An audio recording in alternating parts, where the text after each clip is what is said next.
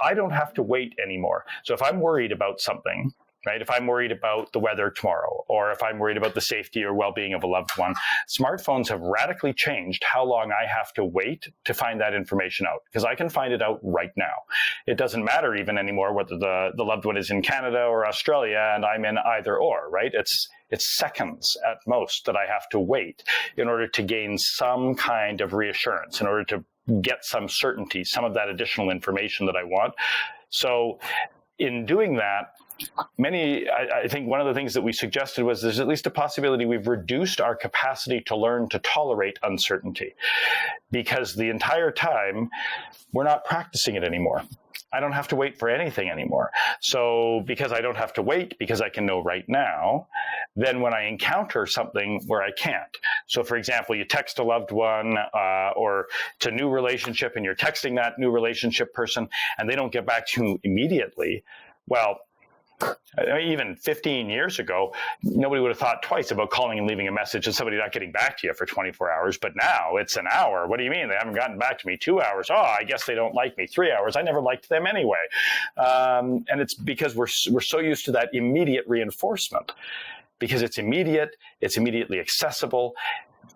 And we're really robbing ourselves of that opportunity to practice being uncertain. And so part of what that paper had provided some initial cross-sectional and correlational evidence of was that may be leading to an increase in intolerance of uncertainty. We may literally, as a population, be becoming less able to manage that. And that would sort of be a cute academic moment of pedantry, if you will, if it weren't for the experimental results that we have from other studies that show that as that uncertainty intolerance grows, as that increases, so does our anxiety, and therein so does the probability that we might meet criteria for one or more mental health disorders. So we might literally be technologying ourselves into an increased level of challenge with respect to anxiety. Even just upon reading that, it's really made me reflect upon my own cell phone use and how that plays out with my own, impatience, if you like. And I'm wondering, have you pondered the consequences of that, perhaps on a population level, just as a hypothesis, how that might play out in other areas in our lives? I think it pervasively impacts our lives for exactly the reasons to which you're alluding, right? We're becoming less patient. And we as a species weren't super patient to begin with, I don't think.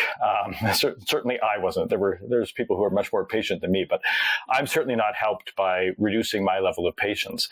So if we're increasingly impatient and we always want to feel that positive reinforcement, that reassuredness, that little tiny dopamine rush that comes with knowing, that comes with that, reduction in uncertainty, that comes with having access to that cell phone content. Well, not just the content, the cell phone itself, that feeling of connectedness and being tethered and therefore safe. That doesn't stay isolated. There's no reason anyway to believe that stays isolated to only my cell phone, right? It probably is something then that impacts everything else. So it might make me less patient with other people. It might make me more quick to be frustrated, more quick to become anxious, more quick to catastrophize.